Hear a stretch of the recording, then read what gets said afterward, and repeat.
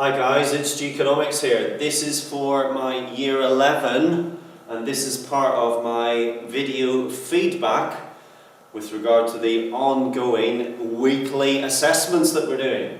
So rather than give you a past paper this week, obviously I simply set you an extended answer question. The question being, evaluate the extent to which inflation is always harmful to economic agents. And of course, you understand by economic agents, we could be talking about consumers, we could be talking about households, firms, governments.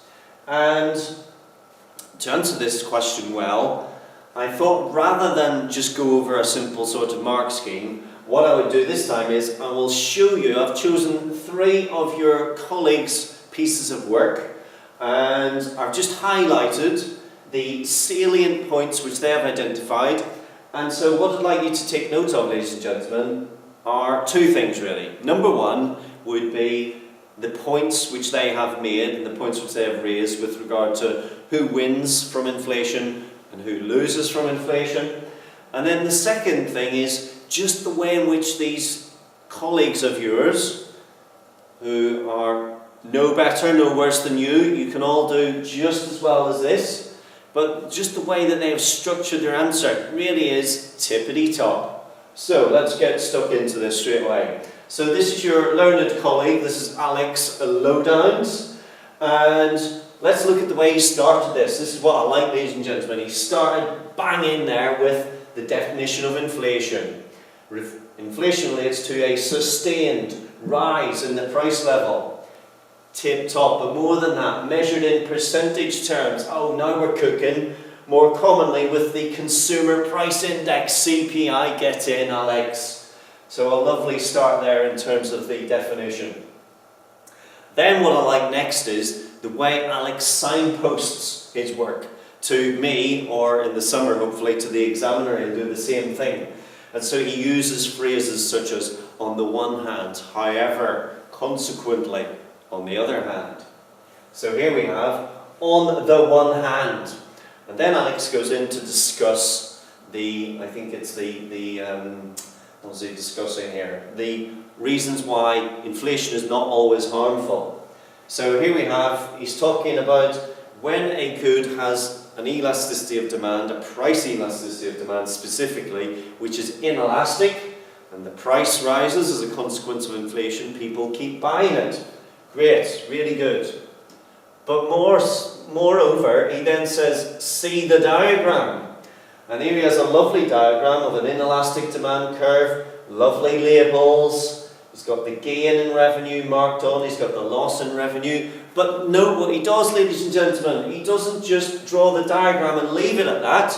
He goes on over here to explain the diagram. Area P1, P2, B, C, etc., and he talks about what it is and how this diagram shows the increase in revenue as a consequence of the price rise. Bang on, Alex, bang on. Moving on. Inflation also tends to benefit the common man. Yes, you would be right now, Alex. The common man, but this is best expressed with houses. And then Alex goes in to explain about the fact that if you bought a house 20, 30 years ago and you benefited from very rapid house price inflation, you could be sitting on a little gold mine.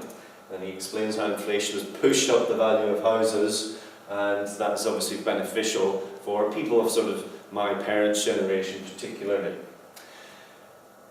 Okay, then he goes on to discuss next, inflation wages tend to rise. And he talks about this thing called a wage price spiral. Note the excellent use of terminology. So he's using things like price inelastic, wage price spiral.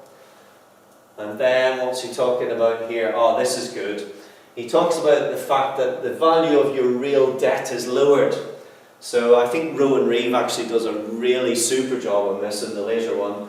But it's great to use that term, the real value of debt. And he explains it in terms of if you take on a debt of £10,000 and during times of inflation your wage goes up in line with inflation, maybe from £5 an hour to £7.50, then obviously it becomes easier to pay down the value of that debt.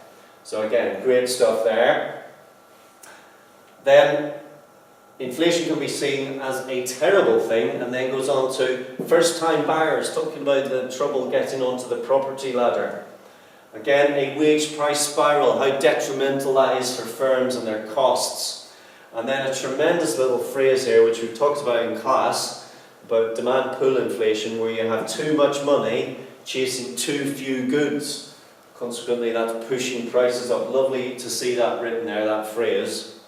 And then just to conclude, signposting to the examiner, on balance, okay Mr. Examiner, I'm now going to present you with my overall concluding thoughts. So that's tip top again. Okay, next one. This belongs to Mr. James Lovett, so well done James.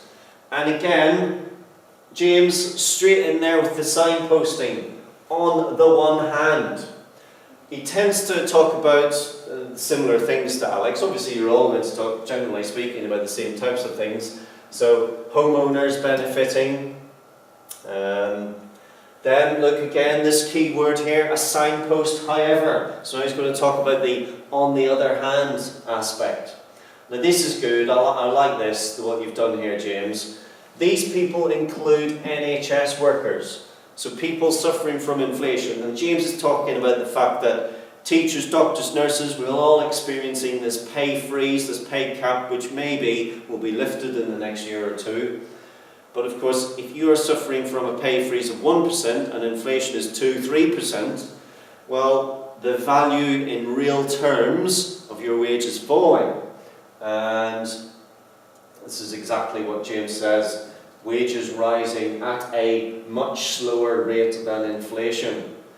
The real wage, talks about the real wage here, excellent. Then he talks about the problems for first-time buyers again, which is nice.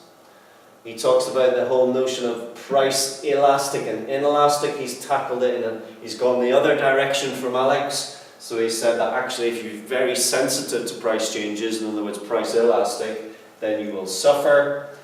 And then a final point here with regard to international competitiveness. If your export prices are rising at a faster rate than other countries, then obviously you become much less competitive. So again, that's tip top, James. And then signposting to the examiner to conclude. So really well done there.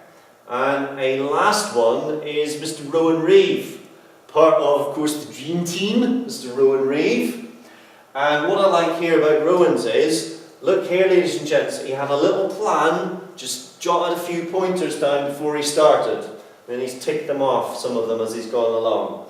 He could probably have written a lot more had I given him more time. But I didn't. So, what's he done again? He's followed Lowdown's path, definition to start.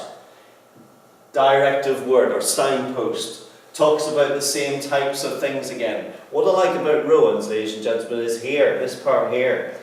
Debtors would benefit from inflation, and then he talks about a student loan being £9,250, and if a student had a job paying £6 an hour, and then because of inflation their wage rate went up, then that would make it easier to pay down that debt. Excellent, Rowan, really good. Now he talked here about, again, lovely diagram, lovely explanation, talked about inelastic demand again. Now I wrote in the margin here that of course the government can benefit from this as well because their tax receipts go up. Now I wrote that before I flicked the page over, but it was only when I flicked the page over that I realised great minds think alike in this instance, Rowan, and he had actually mentioned income tax and VAT, so top marks there, Rowan. Signposting again to the examiner, on the other hand. What else is he talking about here? So he was talking about getting on the property ladder, so talking about the fact that deposits are maybe £20,000–£25,000, and I like this, more than most young people's annual salaries. Very true, Rowan, very true indeed. He's talking about the real wage again. Oh, nice here, Rowan, pensioners. So he mentions here people on fixed rate incomes, pensioners, people on some type of benefit which is not maybe rising in line with inflation, and as a consequence their basket of goods that they can buy falls. So again, that's really good, Rowan. And again, to conclude, it's the on balance, okay, Mr. Examiner, I'm finishing, I'm concluding. So I think that is tremendous. So all of those, ladies and gentlemen, well worth the 12 out of 12 which I have awarded. So I hope you can learn from that, and that, ladies and gentlemen, I want you to incorporate that into your DIT points. So that is your DIT homework, obviously, for the week beginning, what date will that be? Is that the 9th of October? I think it is. So bye for now.